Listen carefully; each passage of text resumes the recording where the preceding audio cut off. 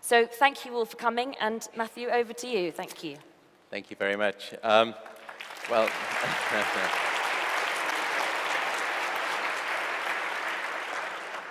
it's always dangerous to receive a round of applause before you've done anything, because that assumes that you're going to be good enough. But it's a privilege and a delight to be speaking with you. It's safe to say that when most speakers look to their audience and see people who are sort of falling asleep or nodding off, it can be profoundly disheartening. However, based on the topic of this presentation, I'm going to actively encourage that kind of behavior from you. In fact, knowing what I know, particularly about the relationship between sleep and memory, it's the greatest form of flattery for me to see people like you not being able to resist the urge to strengthen and consolidate what I'm telling you by falling asleep. So feel free just to sort of ebb and flow in and out of consciousness throughout the entire talk. I'll take absolutely no offense. And I would like to begin with testicles. Men who sleep 5 hours a night have significantly smaller testicles than those who sleep 7 hours or more. In addition, men who routinely sleep just 4 to 5 hours a night will have a level of testosterone which is that of someone 10 years their senior. So a lack of sleep will age a man by a decade in terms of that critical aspect of wellness. And we see equivalent impairments in female reproductive health caused by a lack of sleep. This is the best news that I have for you this evening. From this point forward, it may only get worse. Not only will I tell you about the wonderfully good things that happen when you get sleep, but the alarmingly bad things that happen when you don't get enough, both for your brain and for your body. Let me start with the brain and the functions of learning and memory. Because what we've discovered over the past 10 or 15 years is that you need sleep after learning to essentially hit the save button on those new memories so that you don't forget. So sleep will actually future-proof that information within your brain. But recently we discovered that you also need sleep, not just after learning, but also before learning. And now to actually prepare your brain, almost like a dry sponge, ready to initially soak up new information. And without sleep, the memory circuits of the brain essentially become waterlogged, as it were, and you can't absorb new information. So let me show you the data. So here in this study, we decided to test the hypothesis that pulling the all-nighter was a good idea. So we took a group of healthy adults and we assigned them to one of two experimental groups, a sleep group and a sleep deprivation group. Now the sleep group, they're going to get a full 8 hours of slumber. But the deprivation group, we're going to keep them awake in the laboratory under full supervision. And there's no naps, by the way, there's no caffeine. It's miserable for everyone involved. And then the next day, we're going to place those participants inside an MRI scanner. And we're going to have them try and learn a whole list of new facts as we're taking snapshots of brain activity. And then we're going to test them to see how effective that learning has been. And that's what you're looking at here on the vertical axis. So the higher up you are, the more that you learned. And when you put those two groups head to head, what you find is a quite significant 40% deficit in the ability of your brain to make new memories without sleep. I think this should be frightening considering what we know is happening to sleep in our education populations right now. In fact, to put that in context, it would be the difference in your child acing an exam versus failing it miserably, 40%. And we've gone on to discover what actually goes wrong within your brain to produce these types of learning disabilities.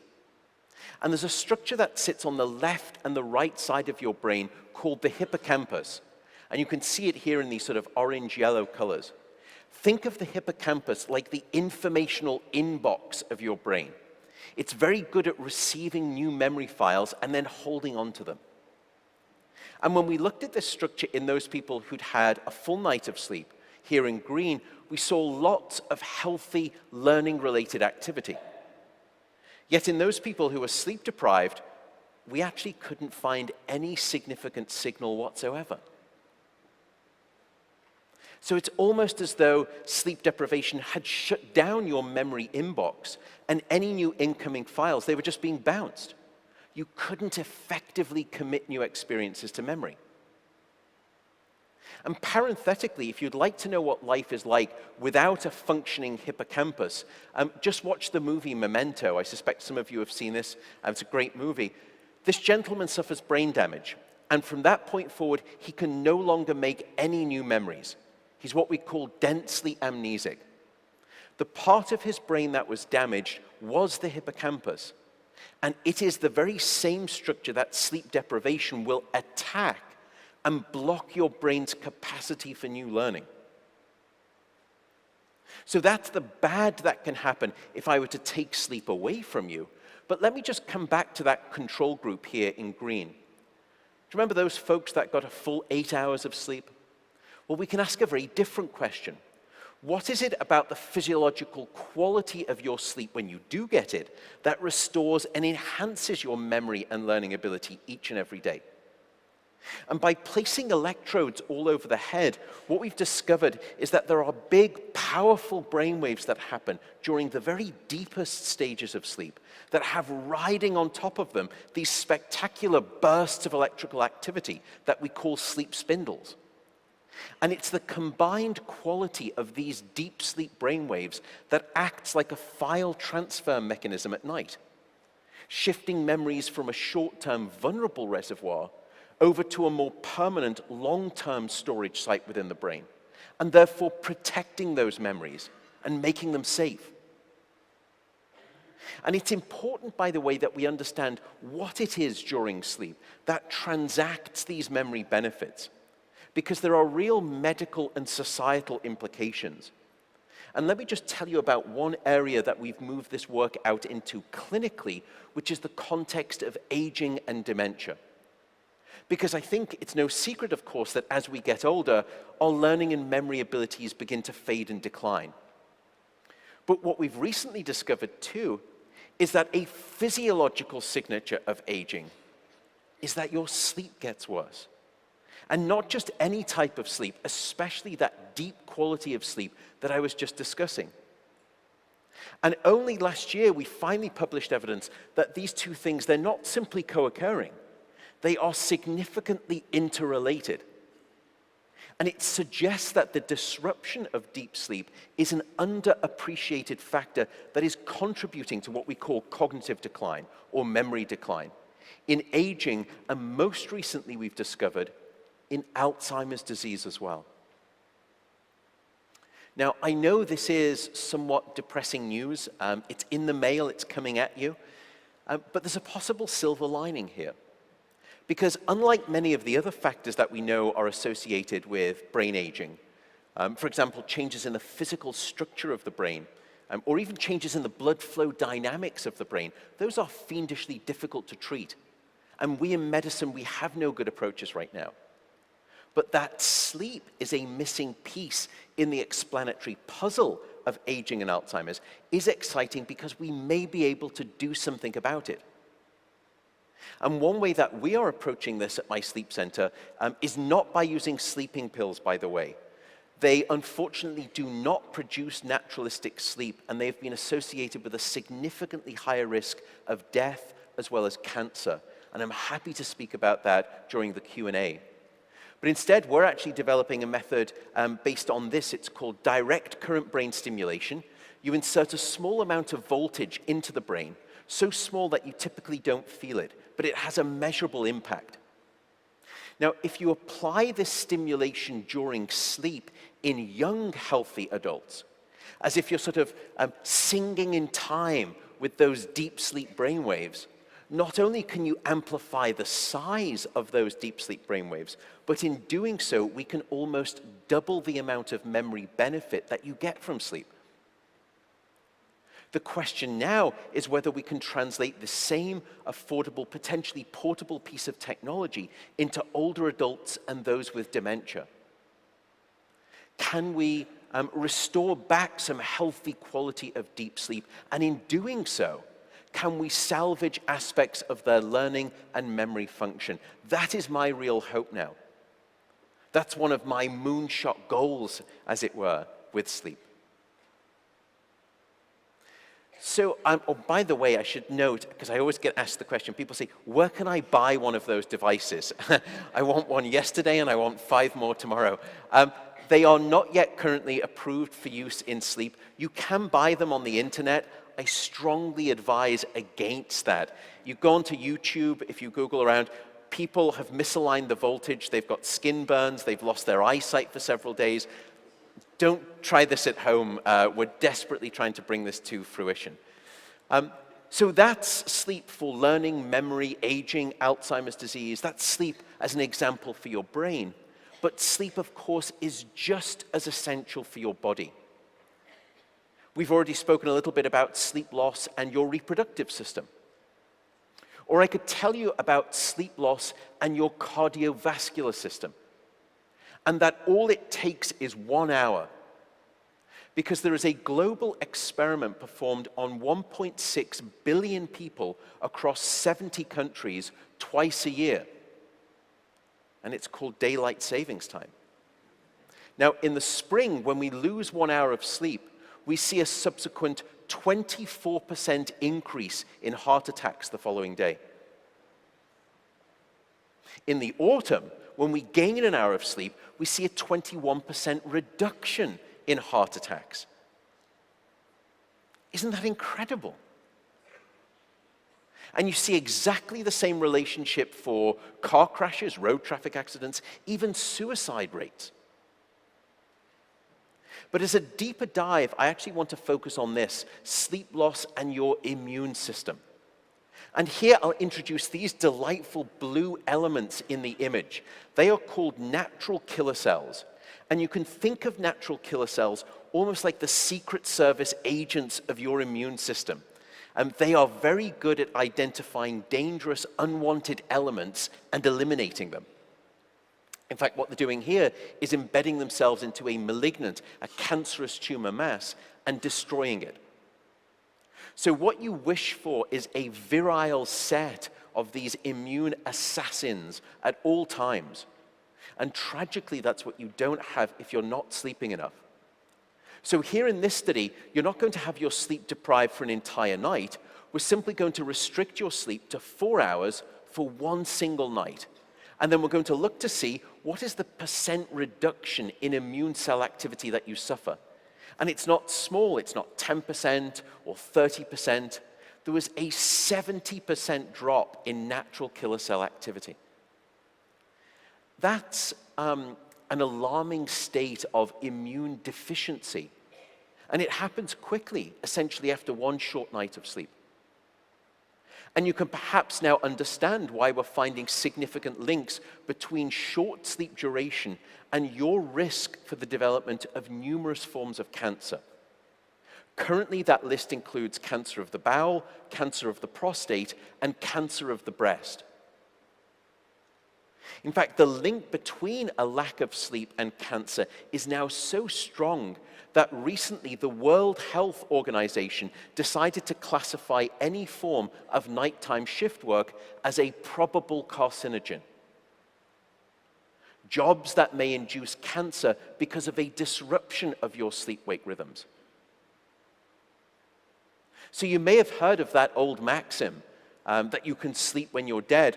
Well, I'm being quite serious now. It is mortally unwise advice. If you adopt that mindset, we know from the data that you will be both dead sooner and the quality of that now shorter life will be significantly worse. It's what epidemiological studies teach us across millions of individuals. The shorter your sleep, the shorter your life. Short sleep predicts all-cause mortality. And if increasing your risk for the development of cancer or even Alzheimer's disease were not sufficiently disquieting, we have since discovered that a lack of sleep will even erode the very fabric of biological life itself, your DNA genetic code.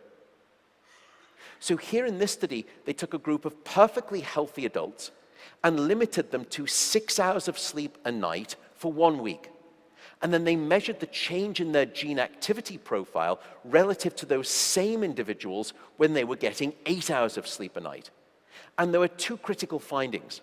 First, a sizable and significant 711 genes were distorted in their activity, caused by a lack of sleep.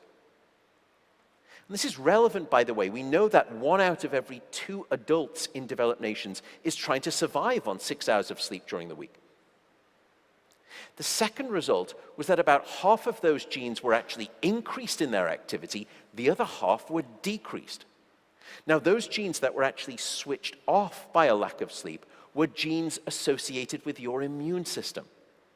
So once again, you can see that sort of immune deficiency playing out. Those genes that were actually increased, or what we call upregulated, were genes that were associated with the promotion of tumors, genes that were associated with long-term chronic inflammation within the body, and genes that were associated with stress and, as a consequence, cardiovascular disease.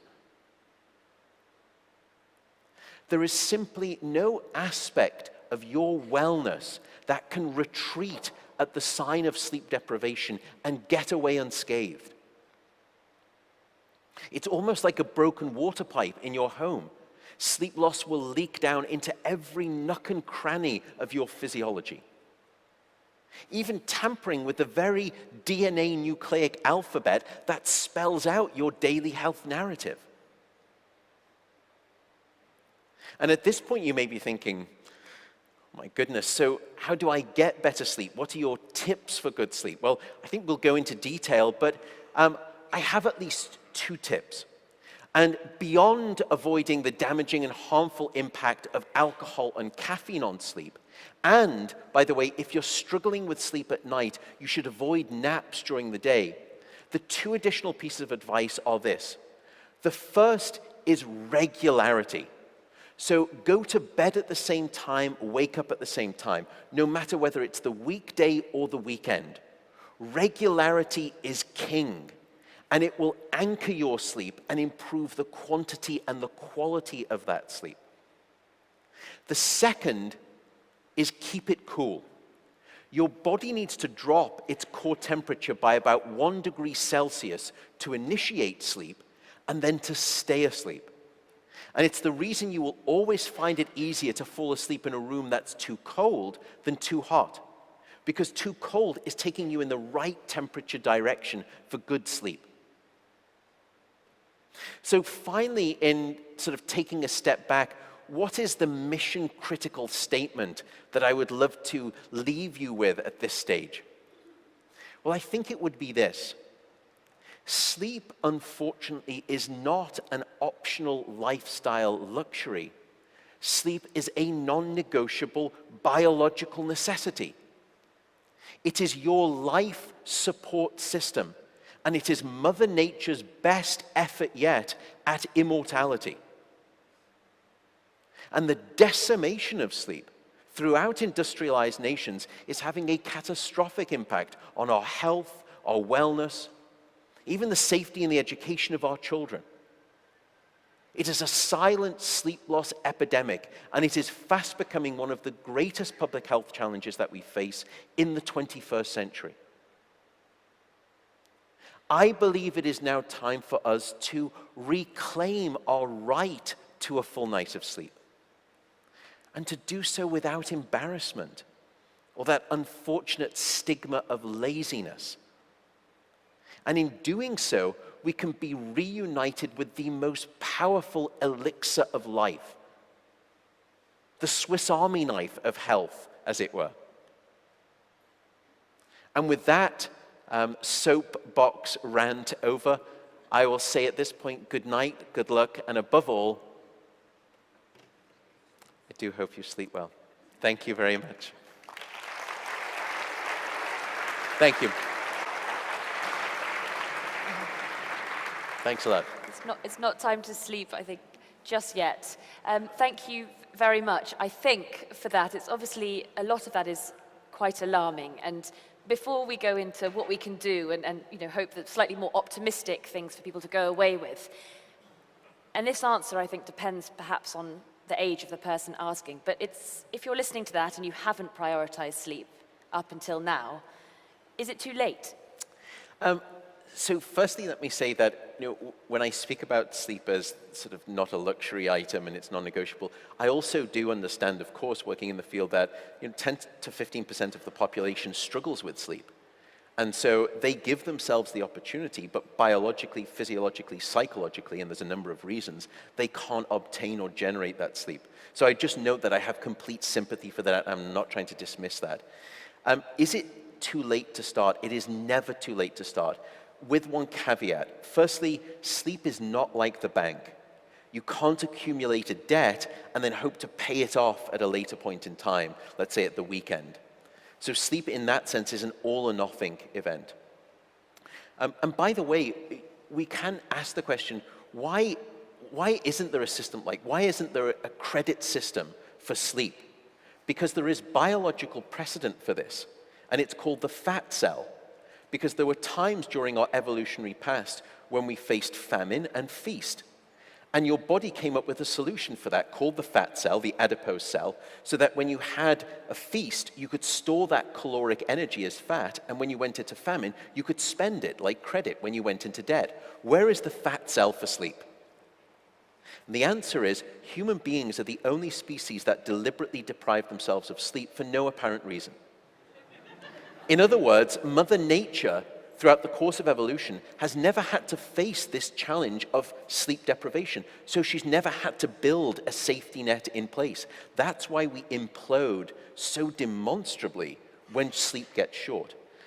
But to finally answer your question, it isn't too late. And I don't say that just to be kind of rah-rah and encouraging. We have the evidence. So there's a study that we were a part of where we took a group of people in their 50s who had untreated sleep apnea, which is essentially heavy snoring. And if there's anyone out there who snores and snores heavily and is untreated, go to your GP. It's a deathly disease. But we assigned them to a treatment, and that treatment is this face mask that keeps your airway open. It's not a great treatment, but through a trick of nature, about half of the participants complied to the treatment and kept using it, and their sleep got better. The other half didn't use it anymore. And we were able to then track those patients. And what we found is that those people who adhered to the treatment and whose sleep got better, they staved off the onslaught of Alzheimer's disease by up to 10 years earlier than those people who didn't stick with the treatment. So that is a causal manipulation that even in your 50s, if you improve your sleep, you improve your longevity, your lifespan, and your... You mentioned people who can't sleep. People often can't sleep because of anxiety. What is your advice for people who physically just cannot get themselves to sleep? So anxiety, is probably the principal underlying reason for insomnia. There are other causes, but anxiety seems to be the principal cause. And what happens is that there's a part of your nervous system called the fight or flight branch of the nervous system that when you are stressed or anxious gets sort of ramped up. Now, when you go to sleep, that part of the nervous system actually has to get shut off, and you can't fall asleep if it's turned on. And I have this when we speak to patients in the sleep center who have anxiety and who have insomnia, and they are what we call wired and tired, that they are desperately tired, they are desperately sleepy, but they can't sleep because they're too wired with anxiety. What do you do about that? Well, firstly, you can't just put, a plaster on it and sort of numb it with medication, because you have to address the root cause. Firstly, finding out what's causing you the anxiety is one place. But when it comes to sleep, there are several things you can do. The first is meditation. Now, I'm quite a hard-nosed scientist, and when I was researching for the book, the meditation literature, I thought it was going to be a bit woo-woo, and that was sort of, 4.5 years ago. And I started practicing meditation myself, and I haven't stopped for 4.5 years. And when I struggle with sleep at night, especially when it comes to jet lag, for example, I use meditation to help quieten down that fight or flight branch of the nervous system, and then it helps me slip into sleep. The other thing is doing a worry journal about an hour before bed, because one of the things that happens with people with insomnia is that they either can't fall asleep because they're thinking about what didn't they do, what should they do, what needs to be done tomorrow, and they catastrophize, they ruminate, or you wake up in the middle of the night and you try to get get back to sleep, and all of those things reemerge.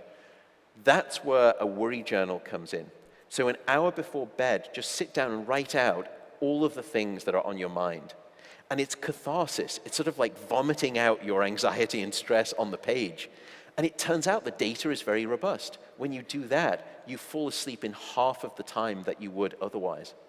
I think the problem is that a lot of people worry about the fact that they can't sleep, and that's a vicious cycle. It is, and I think that's, in some ways, that was probably some of the pushback that I got from the book is, I wanted to be truthful. I wanted to convey the importance of sleep to society because I felt as though, I at least hadn't done a good job of that, and I wanted to do that. And I had to be truthful. I had to write the story that the science is describing. But I think some people found it so alarming, especially those people who are struggling with sleep, that it only made their cause worse, as it were. So I think the answer there is try not to worry too much. Understand that tonight may not be your night. And secondly, if you're lying in bed awake, don't stay in bed, because your brain is an incredibly associative device, and very quickly it learns that this thing called your bed is the place of being awake and not asleep. And so you need to break that association, and the way that you do it is, if you haven't fallen asleep after 15 or 20 minutes, or you haven't fallen back asleep, get up, go to a different room, in dim light, just read a book, do something relaxing, meditate. Only return to bed when you are sleepy, and there is no time limit, only when you are sleepy. And that way you will relearn the association that your bed is the place of sound sleep, not the place of wakefulness. So I think the analogy there would be, you would never sit at the dinner table waiting to get hungry. So why would you lie in bed waiting to get sleepy?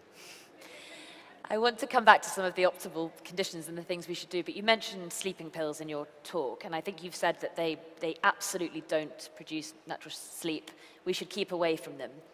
Are there any kinds of any natural pill or anything that you would say you can take before we can get your fantastic device?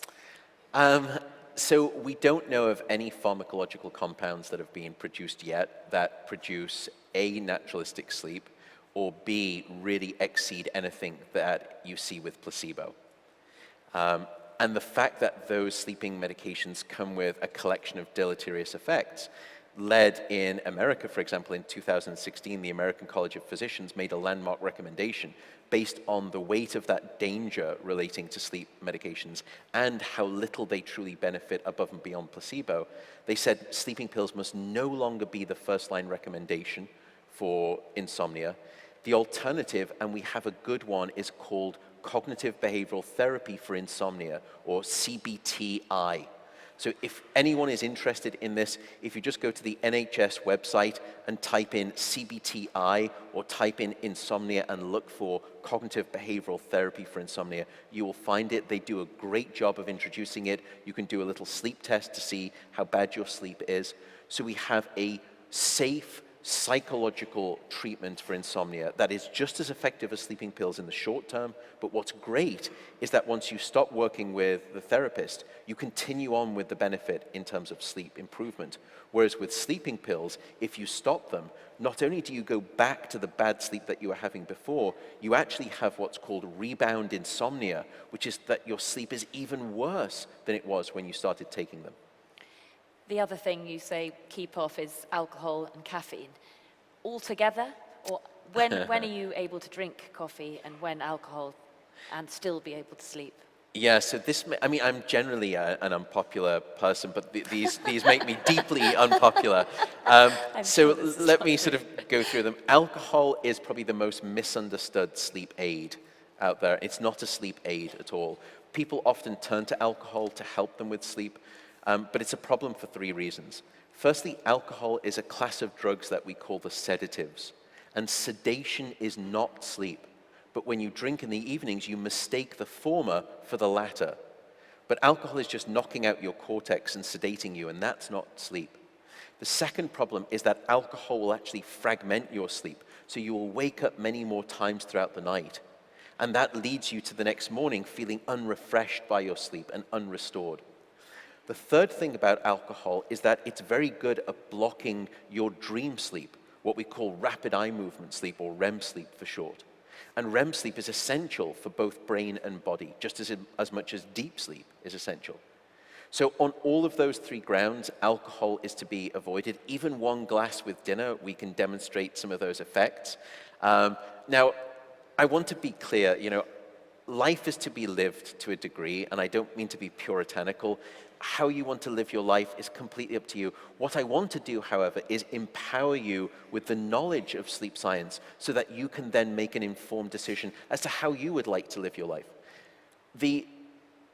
I think the politically incorrect thing that I would never say in front of a large audience is that you should go to the pub in the morning, and that way the alcohol is out of your system by the evening, and that way no harm, no foul. But I would never suggest that in public. So that's alcohol. And the second is caffeine. I think everyone knows that caffeine kind of makes you more alert and makes you awake. Caffeine is a class of drugs that we call the psychoactive stimulants. And by the way, it's the only psychoactive stimulant that we readily give to our children without too much concern, which I think is an issue. But one of the other things that people don't know about caffeine is the duration of action. So caffeine has what we call a half-life of 6 hours. It has a quarter life of 12 hours. In other words, if you have a cup of coffee at noon, a quarter of that caffeine is still swirling around in your brain at midnight. So if you have a cup of coffee at lunchtime, it's the equivalent of, at noon, let's say, it's the equivalent of tucking yourself into bed at midnight, and just before you do, you swig a quarter of a cup of coffee and you hope for a good night of sleep. And it's probably not going to happen. So that's one of the other issues with caffeine. The final issue with caffeine, I would notice that some people say, I'm one of those who I can have a cup of coffee after dinner and I can fall asleep fine and I stay asleep. So it's no problem. There may still be a problem because if you give a person a standard dose of caffeine, about 160, 180 milligrams, which is a standard cup, and we've done some of these studies, and then you measure their sleep, that single cup of coffee will decrease and eliminate about 20% of your deep sleep. So to put that in context, to drop your deep sleep by 20%, I'd have to age you by about 20 to 25 years. Or you could just do it every night with a cup of coffee. I know, I told you it makes me so unpopular. I'm so sorry.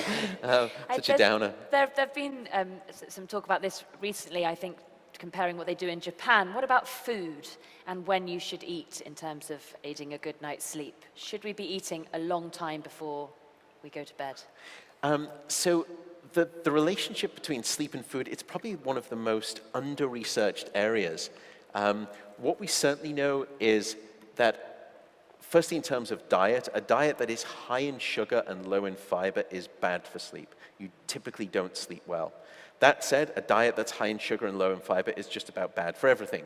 But it is bad for sleep. We certainly know that. In terms of timing of when to eat, you shouldn't go to bed too hungry, but nor should you go to bed too full. So trying to stop eating by about sort of 3 hours or 4 hours before bed is somewhat optimal. You can find out what the sweet spot is, and it's different for different people. If you need a light snack, keep it light, nothing heavy, not any of the heavy-hitting carbohydrates. You want to try and stay away from those too. And also just trying to compress your feeding window into 12 hours or less. It's called time-restricted eating, and it's been proven very good for weight management, independent of sleep. One of the things you talk about a lot in the book are the particular hours of the night that are most important. Which are those? If we aren't going to get the full 8 hours, which are the most important hours that we should be prioritizing? Because I think we get that wrong. So firstly, I think there is this kind of mistaken belief that the hours of sleep before midnight are twice as valuable as those after midnight. That's nonsense. So it's really about getting both quantity and quality of sleep. Now, you have many different stages of sleep. In fact, you have 5 different stages of sleep. There are 2 broad categories, non-rapid eye movement sleep and rapid eye movement sleep. Non-REM sleep has been further subdivided into 4 separate stages, unimaginatively called stages 1 through 4. We're a creative bunch of sleep researchers, increasing in their depth of sleep. So stages 3 and 4 are the really deep stages of restorative non-REM sleep. So you have these 5 stages, and the question is, which is more important? It's a hard question to answer, but what we found is that every one of those stages of sleep supports some kind of function for the brain and the body. And that makes sense, because if any stage of sleep was non-necessary, you could imagine Mother Nature would have weeded it out and done away with it hundreds of thousands of years ago. Because sleeping is the most idiotic of all things from an evolutionary design. You know, when you're sleeping, you're not finding food, you're not finding a mate, you're not reproducing, you're not caring for your young, and worst of all, you're vulnerable to predation. On any one of those grounds, sleep should have been strongly selected against. On all of them together, it seems lunacy. You know, if sleep does not serve an absolutely vital function, it's the biggest mistake the evolutionary process has ever made. And what we've learned is that Mother Nature didn't make a spectacular blunder with this thing called sleep. And it took 3.6 million years to put this necessity of 8 hours of sleep in place, and all of those stages are important. There is a slight sort of experiment challenge that you can do, though.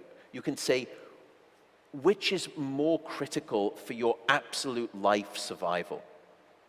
And they've done these studies with rats back in the 1980s, and they were so shocked by the results that those studies will probably never be done again because they are unethical now. Firstly, what they found is that rats will die as quickly from sleep deprivation as they will from food deprivation. It took the rats, on average, about 11 days to die from a lack of sleep. The second is that then they did studies where they thought, okay, let's just remove rapid eye movement sleep or dream sleep and selectively deprive them of that type of sleep, or selectively deprive them of deep non-rapid eye movement sleep. And what they found was that the rats died almost as quickly from REM sleep deprivation as they did from total sleep deprivation. They still died from non-rapid eye movement sleep deprivation, from non-REM deprivation. It just took them a little bit longer. It took them about an extra 5 days before they died. So all stages of sleep are necessary. If you remove any one of them, it is deathly. Is it deathly in humans? Well, of course, we can't do those experiments. It's unethical. But sadly, there is a very rare genetic disorder that has given us that same proof. And the disorder is called fatal familial insomnia. It's a 100% genetically inherited disease. It starts off with insomnia, then it becomes severe insomnia, then you cannot sleep at all. No amount of medication or tranquilizers that we have will put you to sleep. And after about 18 months of no sleep, the patient dies. Technology, I'm going to move on to next. You're welcome, by the way. I said this was going to be the positive section. Yes. So, but I think many of us think that one of the reasons we can't sleep is technology. We're sort of addicted to phones, technology in our rooms. But you do say in the book that we should battle against technology is not what you actually want to advocate, and that we should unite with it. Can you explain that a bit? Yeah, so I think technology has certainly, the invasion of technology into the bedroom has been the enemy of sleep. You know, we have what's called sleep procrastination, which is where you have your device at your bedside, you're perfectly tired, you could fall asleep, but you think, oh, I'll just check Facebook one last time, or just send that last email, I should make that order on Amazon. And then you look up and it's 30 minutes later and now you're deficient by half an hour of your sleep. It also causes anxiety, people will wake up, they'll check their phones.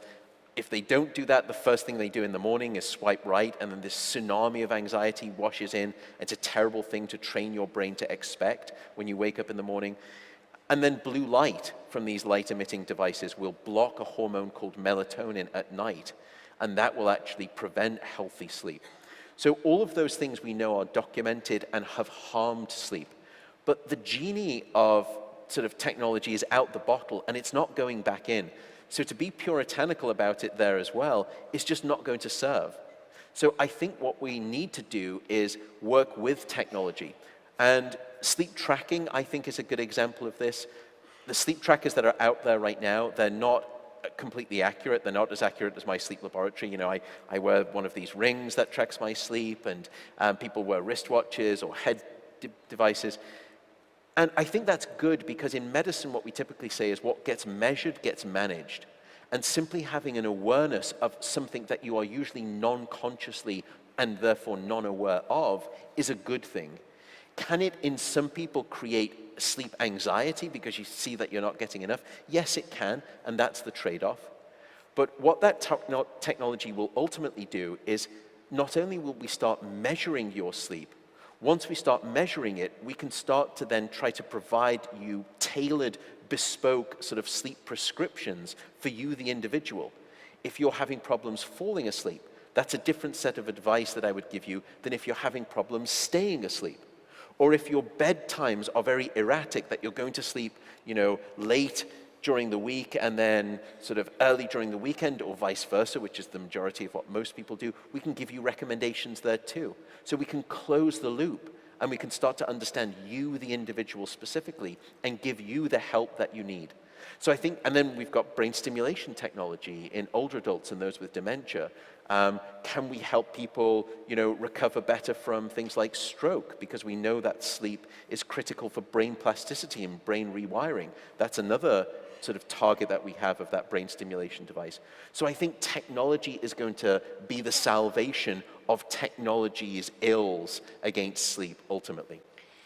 I know that you said you work with lots of different groups, but you work with sportsmen and women a lot, and the effect that sleep can have on sport and sports ability is huge. Tell us, what's the optimal sleep and how can it affect your sporting ability?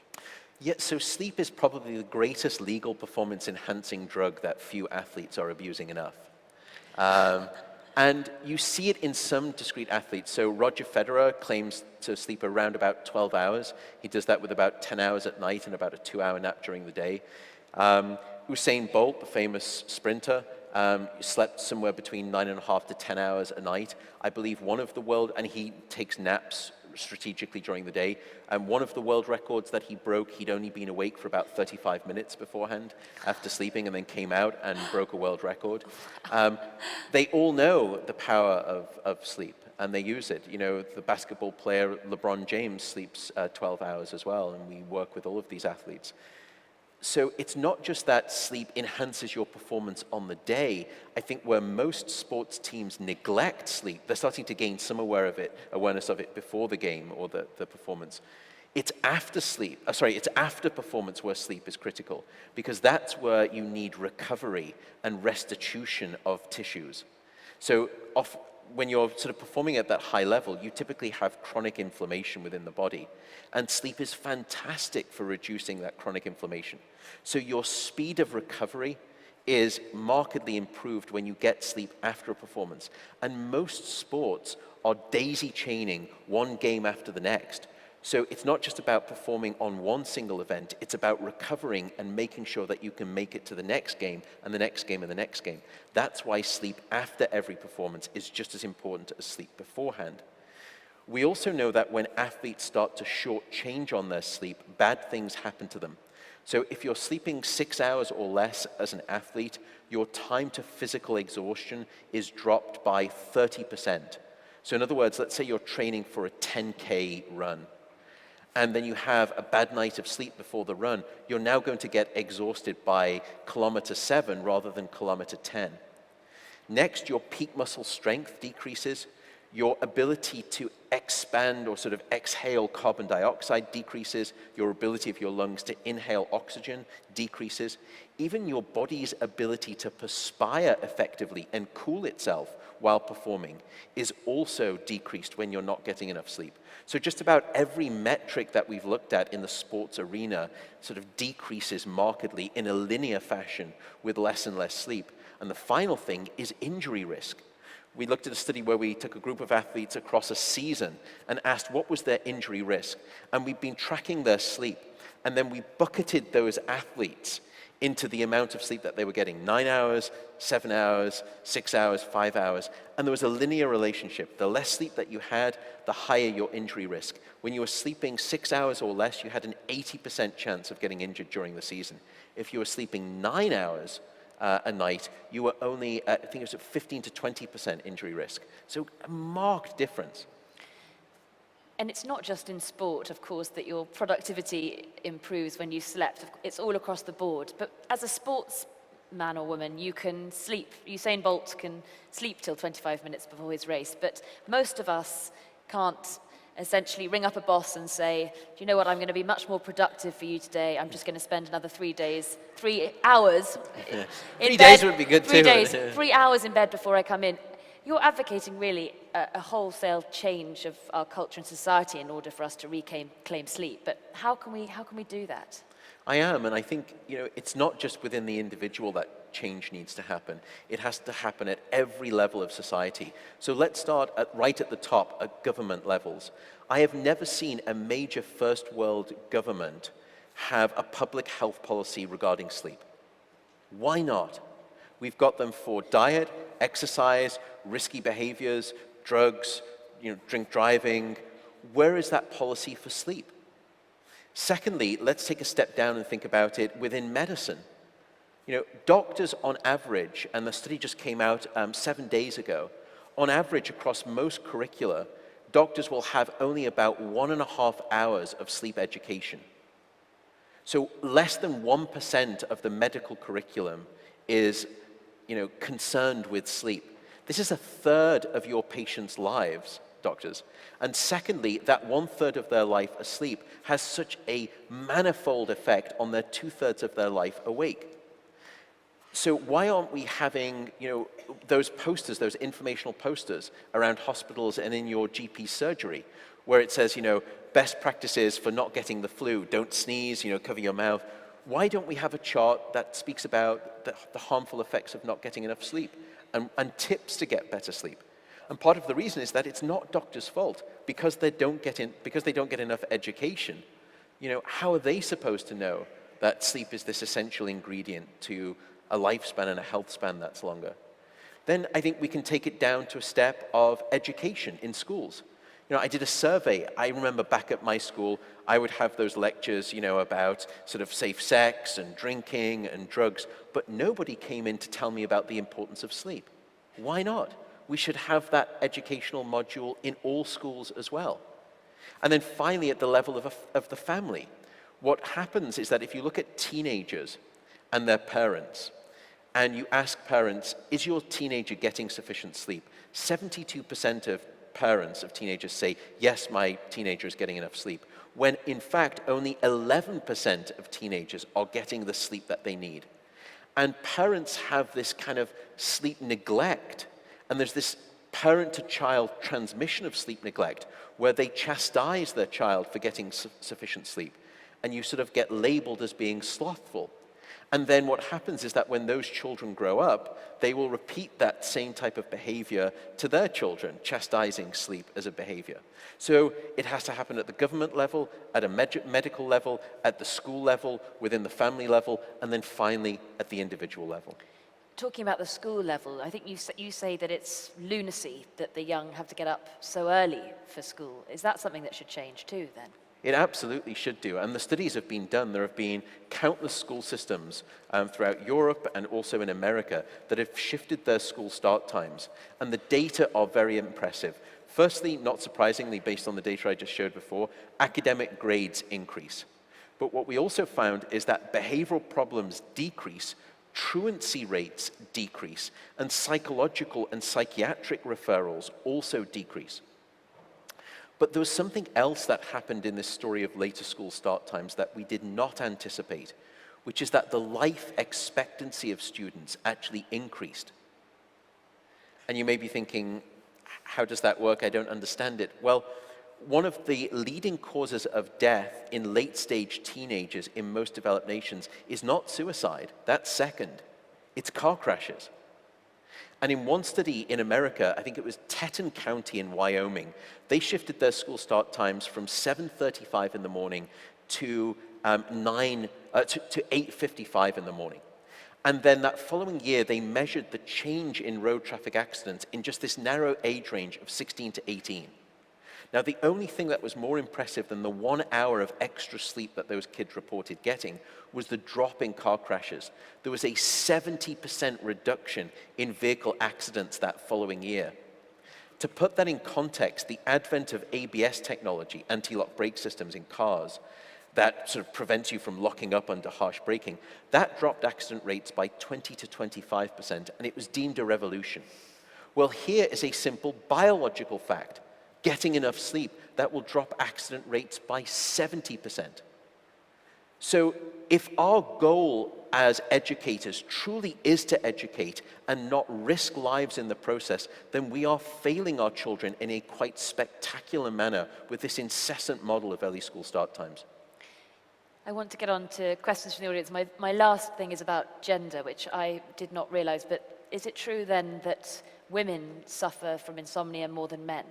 Yeah, so right now, as I said, sort of somewhere in between 10 to 15% of the population will suffer from clinical insomnia. And that definition for clinical insomnia is actually very strict. It's actually quite hard to get that diagnosis. Your sleep problems have to be quite severe. And in fact, I think that criteria should be lowered because a lot of people are struggling and not getting the help because they can't exceed that threshold to get a diagnosis. That aside, we know that insomnia rates are twice those in females than they are in males. So women will suffer far greater rates of insomnia. When it comes to sleep apnea or snoring, it's the opposite. Twice as many males will suffer from sleep apnea than females. So there is a different distribution for different sleep disorders. I think I must extend the conversation out to you, and I knew lots of hands.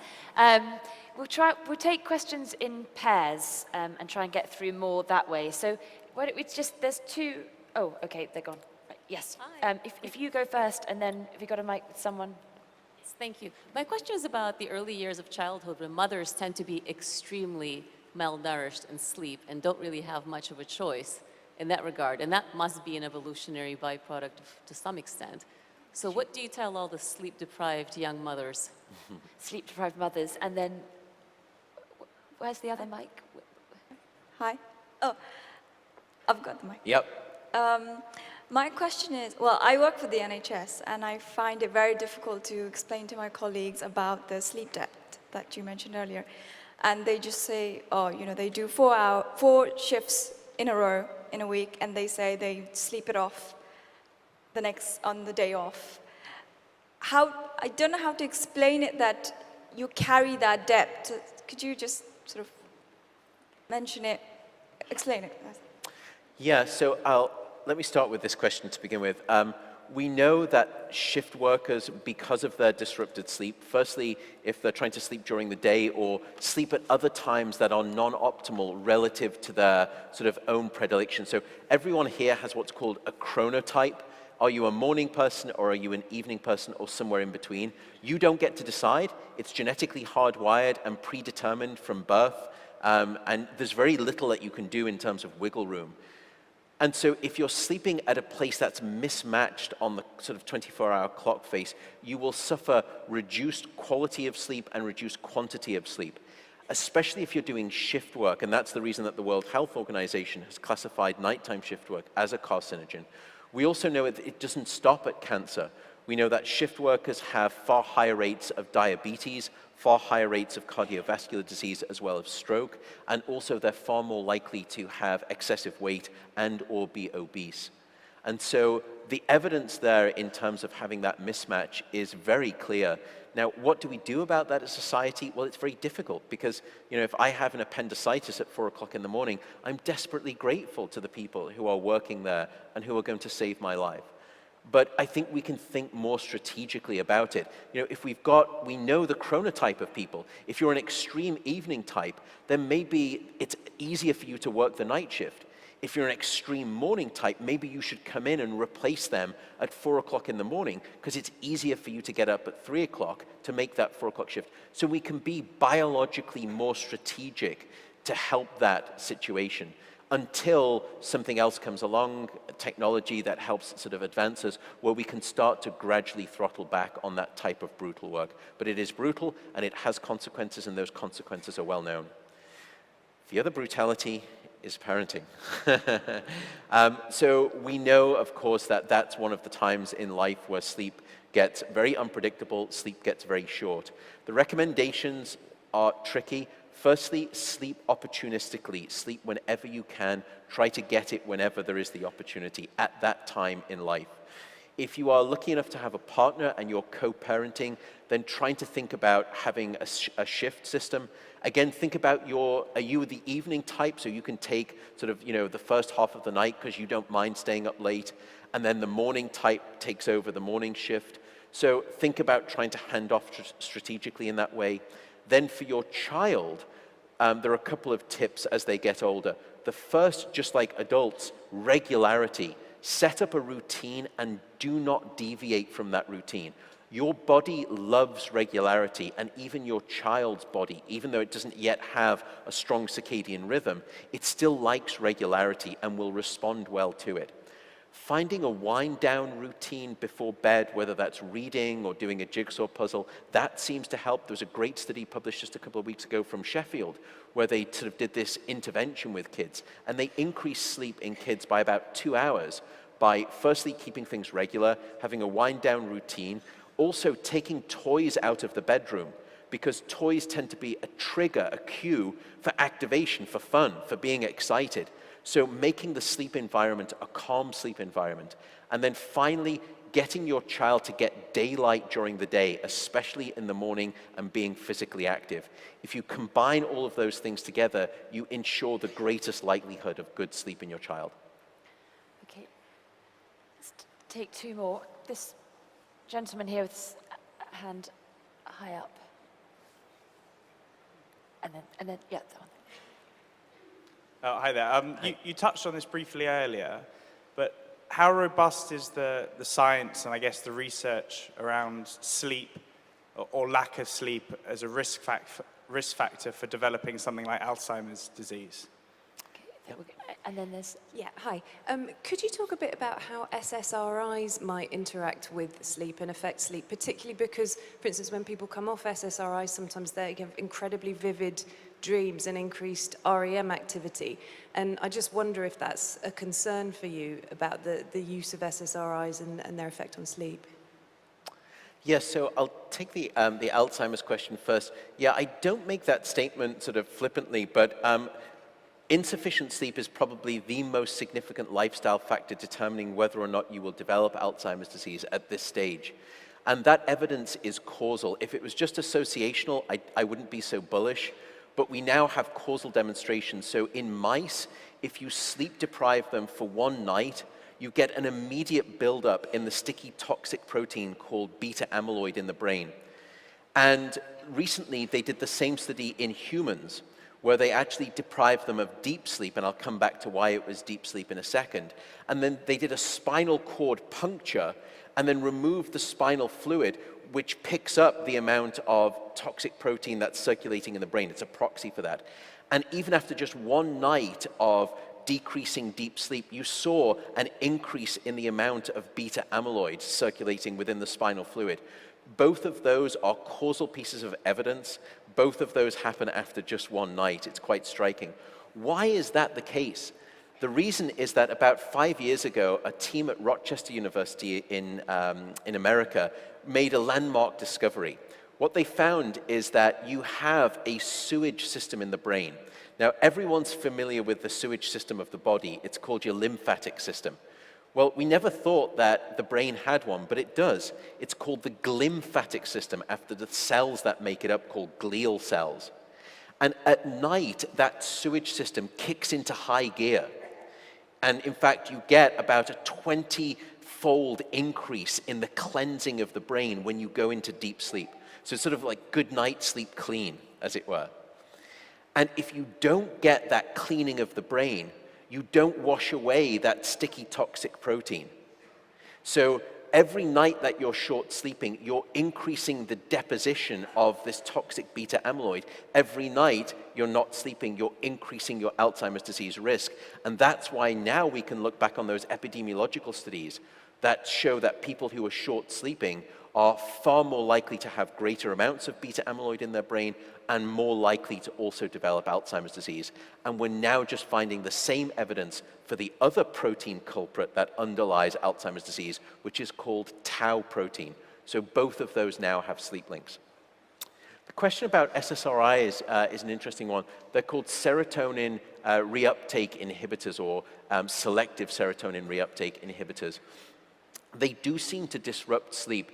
Some people have used them off-label as a sleep prescription medication because it does seem to help some people with their sleep. It may be because, in part, it's an anxiolytic, that it reduces anxiety and allows sleep to sort of break through a little bit easier. However, we do see that it disrupts rapid eye movement sleep. And rapid eye movement sleep, it turns out, is critical for your mental health. Rapid eye movement sleep is essentially emotional first aid. And if you're disrupting that rapid eye movement sleep, you may be disrupting some of those mental health benefits.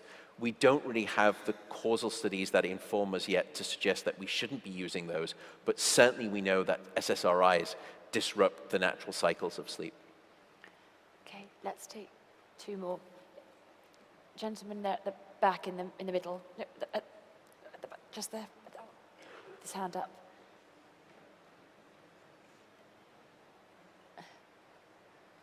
And this lady there after you as well.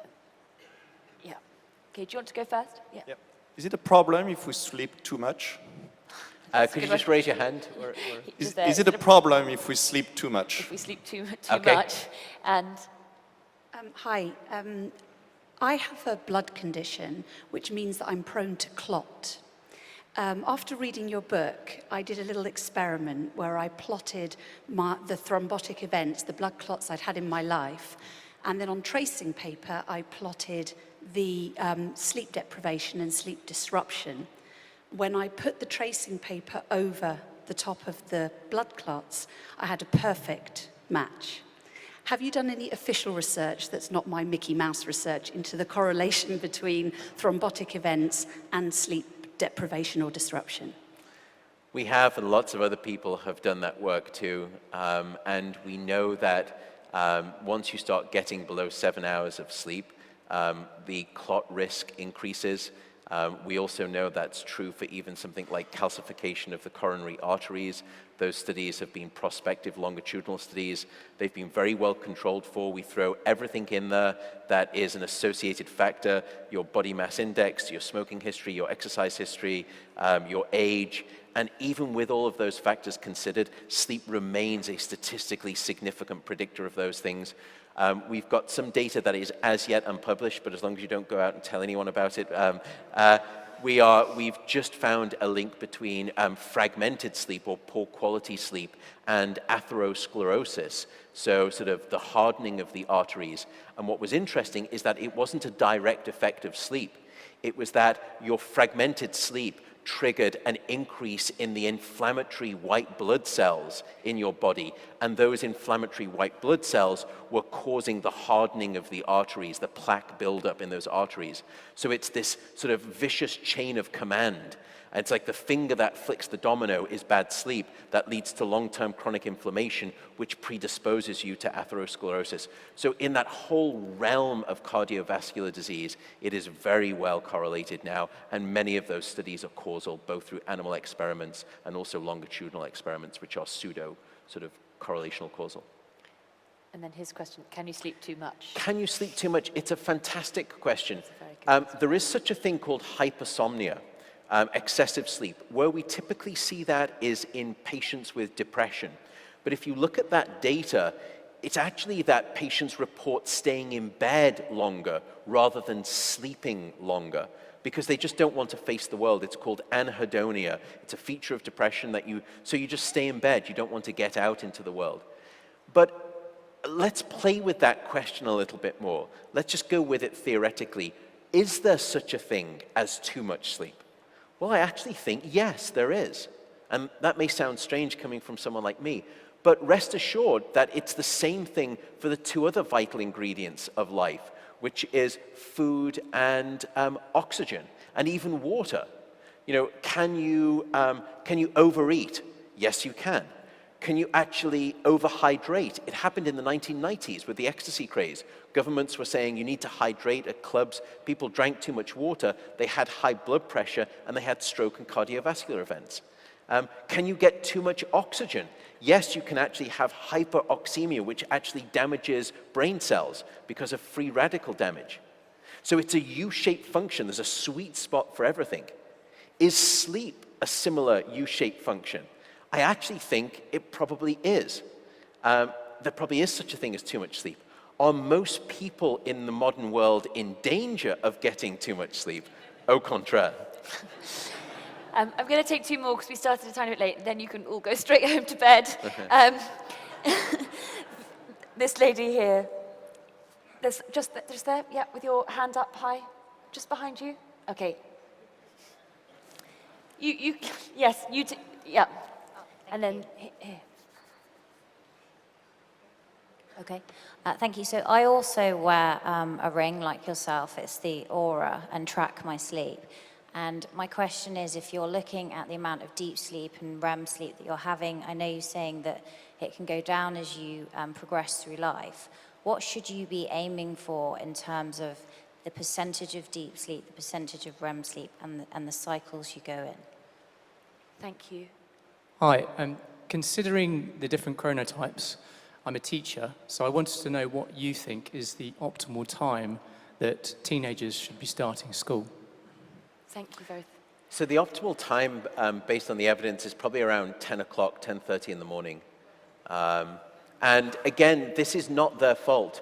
As you go through adolescence, there is a shift in your biological rhythm that fast forwards you in time. So you want to go to bed later and wake up later. We don't quite know why it happens. I think I write in the book about one theory, which is that it helps these teenagers essentially, dislocate themselves from their parents and start to develop on their own within their own social circles. So they start to go to bed later than their parents, actually. I think it's a clever way to do that. But right now, based on the data, about 10 or 10:30 in the morning, the question then becomes, well, let's not start schools at different times for different pupils. Is there a harm on younger kids starting later? And if you look at the data, young kids, they're better at starting earlier because they're naturally waking up earlier. But if they start later, they don't learn any less. So there's no damage to them to start later, but there's a huge benefit for older kids to start later. And therefore, I think we need to make that change. And there's been bills put forward here in government for a 10 a.m. start time, and I would rousingly support that. When sleep is abundant, minds flourish. When it's not, they don't. So the question about the Oura Ring or the sleep tracking devices in general, the first thing I would note is that they're not entirely accurate right now for separating sort of deep sleep from light sleep from REM sleep. They're not bad in terms of figuring out whether you've been awake or asleep, but once you get into those different stages, their accuracy is about 60 to 70%. So you may not want to necessarily trust them. Will they get there in the next 2 to 5 years? I think probably they will, but it's not the accuracy that I can get in my laboratory. In terms of your sort of sleep ratios, you should probably be getting about 20, if you're sort of, a young, healthy person, and we're talking, 20s to 35s, this is the optimal ideal sleeper. Probably deep sleep about 20%, 22%, REM sleep about the same 22 to 25%, and then the rest of it is lighter non-rapid eye movement sleep, which is actually important. Light non-REM sleep isn't non-functional. It does support several functions too. Just like we said, all stages of sleep are important, but that's what you should be aiming for. I think we've all learnt an extraordinary amount. Thank you very much for coming, and Matthew, thank you very, You're very very welcome. much indeed. Thank you. Thank you so much. Thank you.